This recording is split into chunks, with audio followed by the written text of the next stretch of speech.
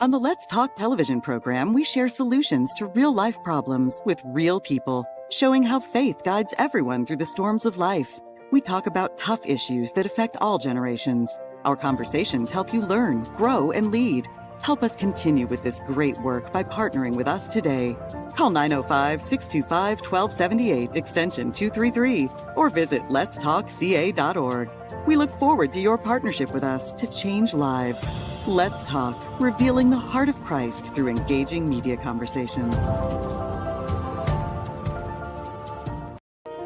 Sometimes you walk through life alone, wondering if anyone understands what you are going through, hoping someone will listen and offer a word to make your day.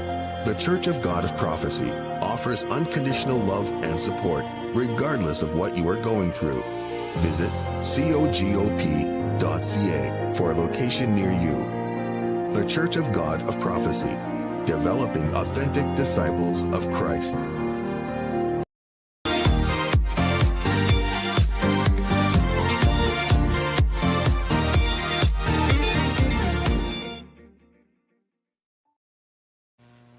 Good evening and welcome to another segment of Let's Talk. I'm your host, Woodroe Thompson.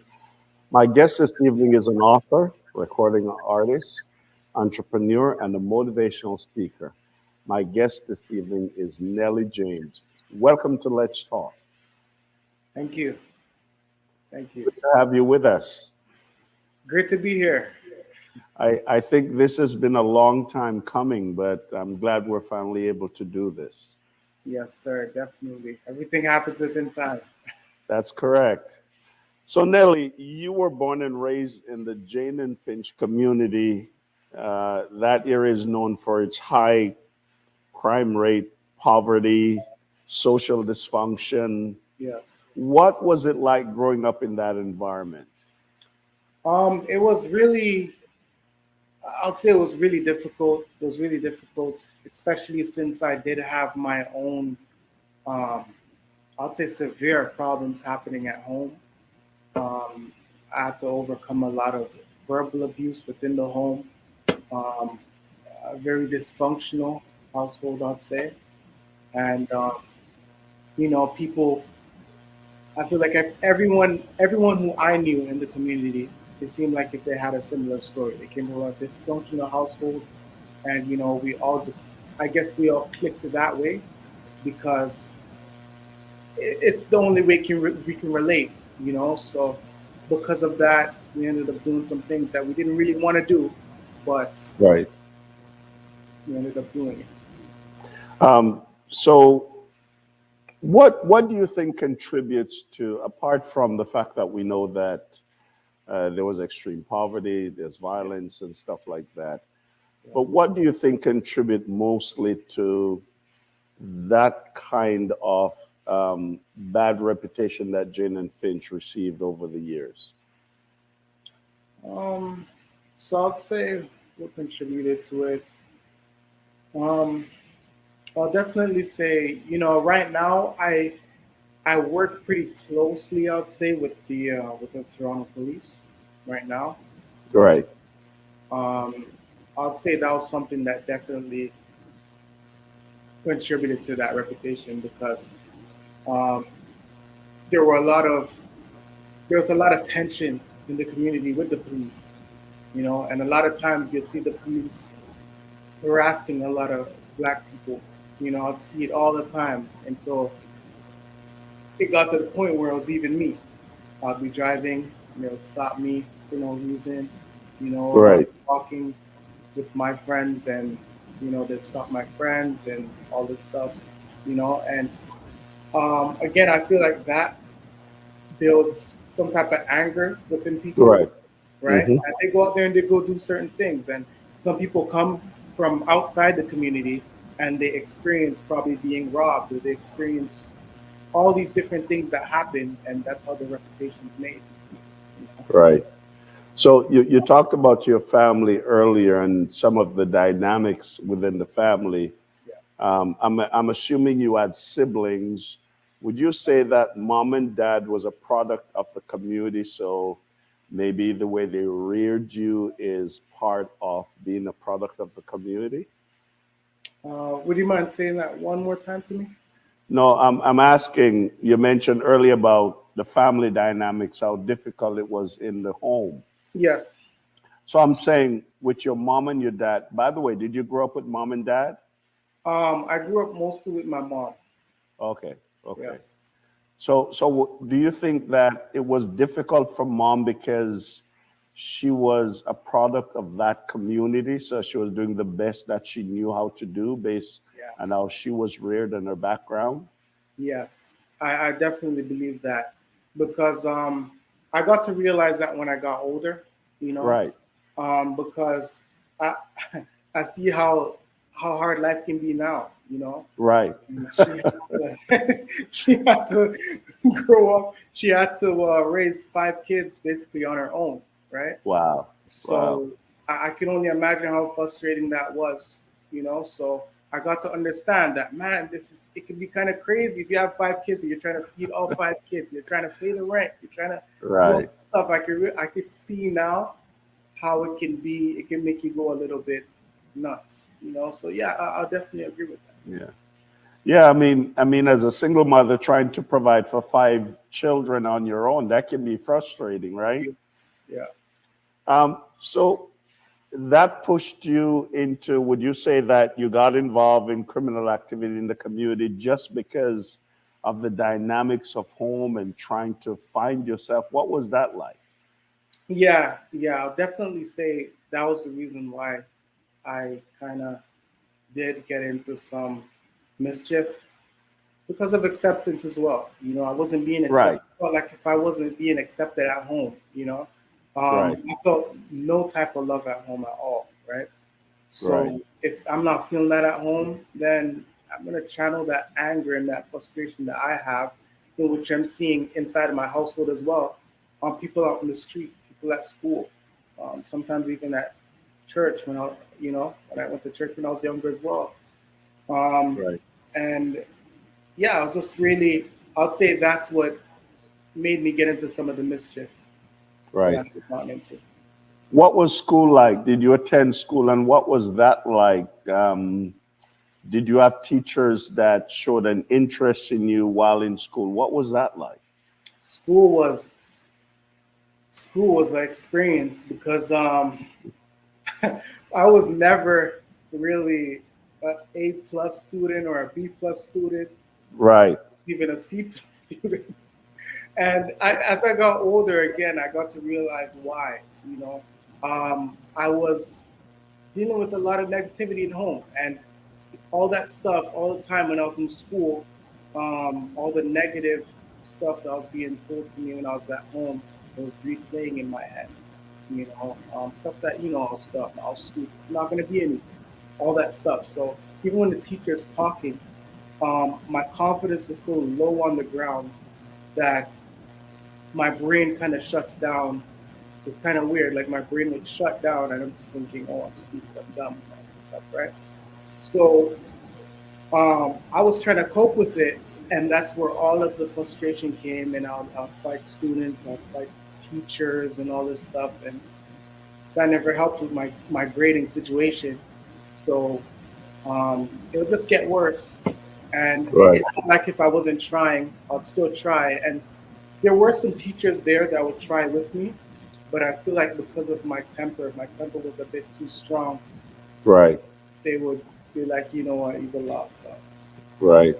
Now, as you look back in retrospect, you look at your family dynamics, you look at home. Yeah. I know you're also a motivational speaker, so you get to speak to young people. You even get to speak to parents. Yeah. How important do you think it is, especially in the Black community, Mhm. for young men to have mom and especially dads in their life? Oh, it is. That's vital. I feel like that's a very important thing to have mom and to have dad Right, because I can only speak for a male because I'm a male, but right, I feel like if when you have your mom there, there's certain things that your mom does for you that only a I feel like only a mother can do, and then there's right, things that a dad can do that only dad can do, you know? And um, when you don't have both, you know, like for me, um, I kind of envy those who did have mom and dad, you know? And that's brought up more anger in me. Like even when I was in Yeah. school, I'll see kids come with mom and dad, and it just seems like a whole big happy family. And then I'm Right. like, when I look at mine, what's happening, right? So I'm sure there's a lot of kids out Right. there as well who are in that situation. Right. Throughout the years, were you able to find a male figure, seeing dad wasn't home, were you able to find a male figure that would enter your life that would provide some of what you were expecting, like from a dad? Definitely, Okay. definitely. There was a brother by the name of Cameron Frey. He was the best. Ever since my dad left, he was always there. You know, Very good. he would come over and he would cook breakfast for us. He would drive us to school in the mornings, pick us up from school, taught us how to swim, uh, all these different things. And he didn't have to, but it was because he had that kind heart and he saw what we were going through. And I guess he'd been through the same situation. So he just wanted to be to us what I guess he didn't have. And I really value that. Right. Now, man, it's good to see how you've evolved and how far you have come from uh, how you grew up in that community. But how did you break loose? What was that like? How did you manage to evolve? You know, an author, you're a recording artist, you're a motivational speaker, you're an entrepreneur. I mean, not a lot of young black men get to do that. What was that like for you? How did you break free? So how I broke free, um, I would say I got to my breaking point. And that's how I broke free. So, and I guess that has to happen to the best of us. So what happened is, I remember the day it happened too. It was in the winter time. I got expelled from my middle school, I believe it was.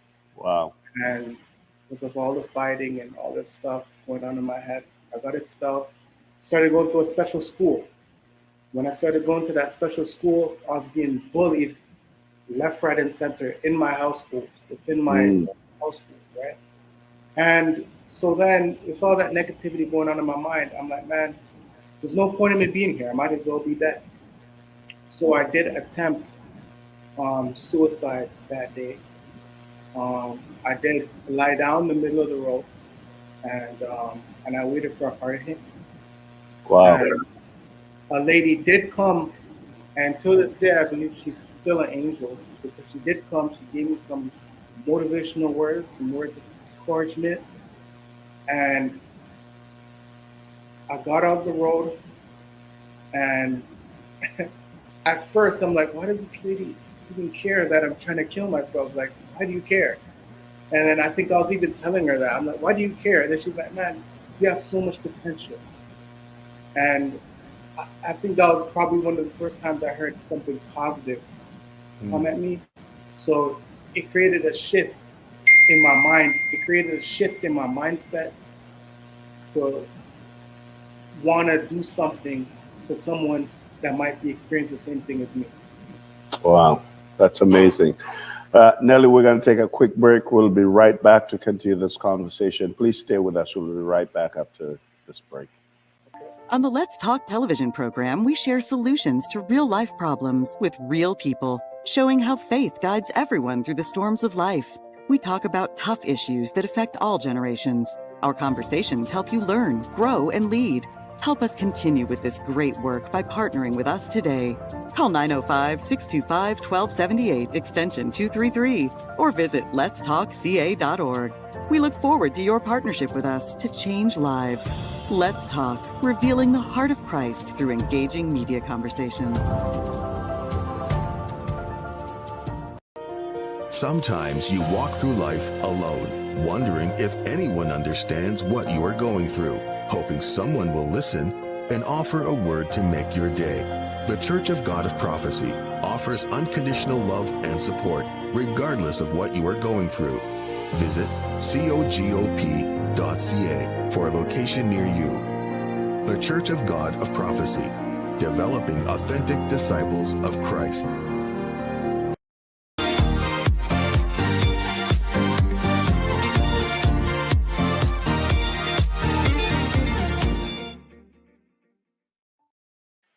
Welcome back to Let's Talk. And if you're just joining us, my guest this evening is Nelly James. He is an author, recording artist, and motivational speaker. And Nelly, just before into the break, you told us how that unfortunate incident of trying to take your life and someone actually speaking to you. Now, here's the question. You mentioned church earlier. Yeah. Are you a person of faith? Are you someone who grew up in the church atmosphere? Yes, I was. So do you believe that God somehow orchestrated this? What are your thoughts? Definitely. And I believe that I wouldn't even be here right now unless it wasn't for God. You know, right. And I feel like He made me go through all the things that I've been through so that I can have this story to tell to help someone else with their life and through their journey, through their spiritual journey, things that they may think it's there to defeat them, but it's there to elevate them to the true greatness that is within them. Right. So it is fair to say that God had a great plan for your life. Yes. So your life changed radically. I'm sure it took time for these changes to happen. Yeah. But then you're able to put together a single called Insane. Yeah. What was the inspiration behind that single? So the inspiration behind that single was because there's been the times when I was younger, I really felt like I was going to go insane, you know? Wow. And, you know, even from the ages of about 9, 10, you know, I started smoking weed when I was about 9 years old as well, right? To cope with all this stuff that was going on in my household and stuff, you know? So this song, it was really there to just motivate somebody, you know? In the beginning of the song, it says, you know, I cried so much tears they could fill up the falls, and I carried so much demons they could fill up the malls. And that's a true fact, you know, because as you go through certain things, it makes you get a little bit harder, a little bit tougher. Right. It makes your heart get cold, you know? And I just wanted to let somebody know, and within that song, that you shouldn't allow that to happen, you know? Right. Use the negative stuff that's happening in your life as fuel to your fire to go forward. Right, right. Then there's some books that you wrote, for example, Change is Coming. Yes. 55 Quotes to Greatness, 20 Keys to Happiness. You deserve to be happy. Man, this is phenomenal. How did all this come about? Change is Coming. Yeah. So Change is Coming is a book that I wrote when I actually went to go visit my dad in the States that year. And me and him had our falling outs even when I was over there. Right. And, at that time, me and my mom were not good. Me and my siblings, not good at all either. And struggling with myself as well. And so then I'm like, you know what? I'm looking for change, and I don't know how this change is gonna come. And that's how I was speaking to God. I'm like, Lord, what's this? Like, I want to see changes in my life, you know? And that's when the title came to me, Change is Coming, while I continue to just write about daily stuff that happened in my life, my perspective on certain things, and how I got through certain things and all that stuff. And that's where I built like a compilation of my feelings mixed with other things and came up with the book Change is Coming. It is a motivational inspiration.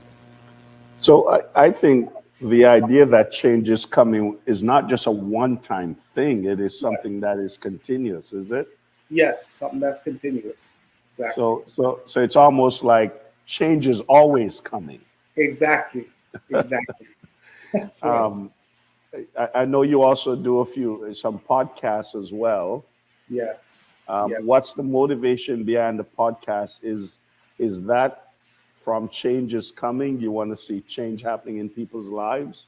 Yes, I want to see changes happen in people's lives, but also I let people know still that there's still things that I deal with in my everyday life, Right. you Hmm. know, and I still want to be relatable to people, you know, because every one of us still have to go through something, even when we Oh yeah. elevate out of Hmm. what we were in. You know, Right. there's new challenges each time you get up every morning, right? So that's what the podcast is based off of. So I just let people know each time something might happen to me, I let people know what's happening and how I'm getting through that, how I'm overcoming that. And then I'll put some nuggets in there how to overcome in my assumption what you might be going through. Right. Right. Now, you no longer live at Jane and Finch, is that correct? Yeah, no longer. Okay. So as you look back at your life and look at Jane and Finch and the struggles that you went through, and I'm sure you have some friends that are left at Jane and Finch. What is your hope for the future for that community? Um, I see big hopes for that community because I see a lot of people in that community, like myself. I never had much fear. You know, Right. when you don't have fear, I feel like, and that's where these kids. I try to tell them like, if you don't have no fear going into people's houses, you don't have no fear shooting a gun. Have Right. have no fear starting a business. Have no fear trying to pursue school. Right. Like Right. trying to put that energy somewhere else. Like that's what I. So I see that because I see a lot of potential kids, but they're just engulfed in all this anger and all this frustration.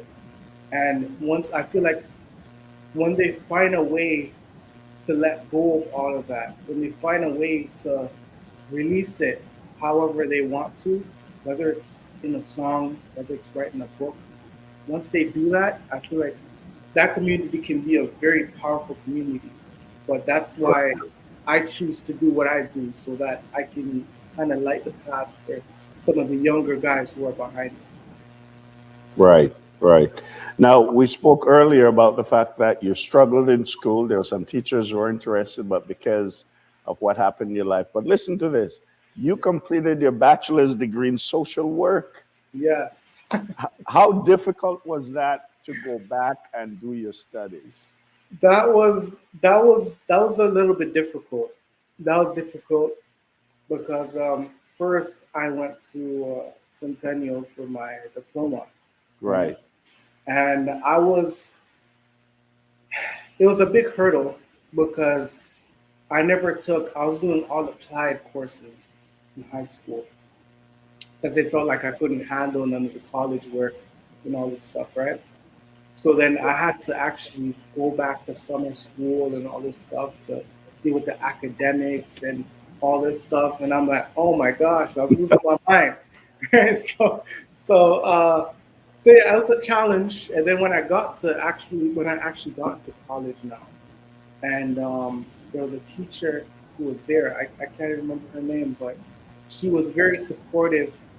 And whenever I needed help with something, she was there to help me along with it and all this stuff. I need help with homework. She'll get me to come in the morning. She'll help me early in the morning. Wow. Um, yeah, and when I got to university, I had the same kind of support, and along with one of my oldest brothers as well, my oldest brother, who did to Right. university for something completely different, but he was there to kind of help me a little bit too, and I really appreciate it. Very good. Now, I am sure that people viewing this interview that we're having this evening, there may be even some young men, maybe even a black young man looking at this and listening to you talk and saying, maybe even from the Jane and Finch community and saying, Well, Nelly, that's good for you, man. I don't think there's any hope for me. I mean, I'm glad you got out. I'm glad you're doing well. I'm glad that you've taken a different path, but there's no hope for me. What do you say to someone like that? I would say, I would say this. Um, I would say this. There is hope for you. There is hope for you. But with everything, it takes work and it takes determination. And even though you feel like if you're not gonna make it, that's the time when God is a God. I feel like this. He tests you, but he's not gonna leave you where he tests you. He tests you and he upgrades you. He upgrades you all the time. He upgrades you, and each day you get up, you won't feel like you're stronger, but you're getting stronger. Each day you're dealing with something different, but it's like going through a class. In order to graduate, you have to go through some crazy things. You have to do the work. And I'll just tell somebody who's struggling with themselves, struggling with self confidence, you know, try to see the light at the end of the tunnel. You can make it. I made it. Other people like Francis Otta made it. If Julie Black made it, look at all these examples. You can make it as well. All it Right. takes is a positive mind. So you're a person of faith. Yes. Um, would you say that faith is the main contributing factor in your life that has brought you to the place that you are now? Yes. Definitely. Definitely. I always believe. I always believe because even when in the times when even the times when I felt like if I was going insane, like in the song, Right. I've always had like the Bible says if you have faith as small as a mustard seed, and I feel Yeah. like faith was right there, really small, but that faith it helped me get to where I got. Like I just persevered and had faith in the dream, had faith in God, had faith in the people that believed in me because a lot of times you feel like if no one believes in you, Right. you're stuck having to deal with yourself and deal with your stuff by yourself. But faith is, I'll definitely say faith is something that really got me to where I am. Well, for me, just reading your bio, learning about you, understanding where you're coming from, I am extremely proud of you to see how God has helped you to move along with your life. How does your mom and dad feel about you now as we're wrapping up? Tell me about mom and dad and your siblings. Are they Yeah. proud of you? What are they saying about you? Yeah, no, they're proud. They're proud. They're proud. My mom, she made a complete 360 now. She's much better. Good, Our relationship is much better as well.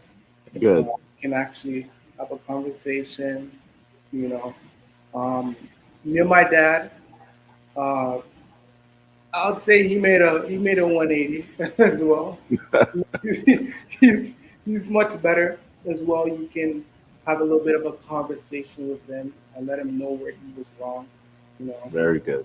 that's the last time that I think I spoke to him. I let him know where he was wrong, all the broken promises that he said, and all this stuff, and he understood it.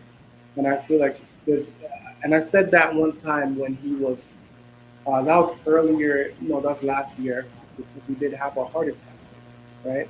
And I feel that's what humbled him, you know, Very good. knowing that you could pass any minute, and sometimes you have to, life will humble you. And I guess everything happens for a reason. And I'm just glad that, you know, some things got ironed out in the midst of that. Very good. I'm glad to hear that. Now, very quickly, share with our viewers how they can get a copy of your book, your single, or even if they need to contact you for motivational talks. How can they get a hold of you? All right. So the book, you can find the books on Right. Amazon.com, Amazon.ca. And if you want to book me for an event or so forth, my Facebook is Nelly James. or my Instagram is official Nelly James 08, and there's my email as well, and neelson.james@gmail.com, neelson.james@gmail.com. Great. Well, Nelly, it's been a pleasure talking to you. I am just elated to see what God is doing in your life, and I'm looking forward to what's next. God Yes. bless you. Enjoy the Christmas season and all the blessings on you. God bless you. Thank you for having me. You're welcome.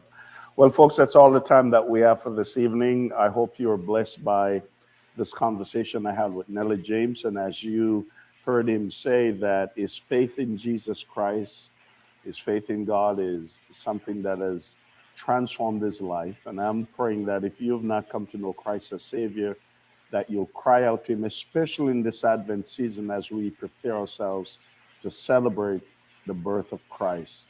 But don't forget, he was born to die, and he would eventually die for our sins so that we might have life and have it more abundantly. This Advent season, I pray that amidst the hustle and bustle as people are preparing for Christmas, that you'll get ahead of the hustle and bustle and really contemplate what it means, because it's all about Christ. God bless you. Thank you for joining us, and we hope to see you soon. Let's keep talking. On the Let's Talk television program, we share solutions to real-life problems with real people, showing how faith guides everyone through the storms of life. We talk about tough issues that affect all generations. Our conversations help you learn, grow, and lead. Help us continue with this great work by partnering with us today. Call 905-625-1278, extension 233, or visit letstalkca.org. We look forward to your partnership with us to change lives. Let's Talk, revealing the heart of Christ through engaging media conversations. Sometimes you walk through life alone, wondering if anyone understands what you are going through, hoping someone will listen and offer a word to make your day. The Church of God of Prophecy offers unconditional love and support, regardless of what you are going through. Visit cogop.ca for a location near you. The Church of God of Prophecy, developing authentic disciples of Christ.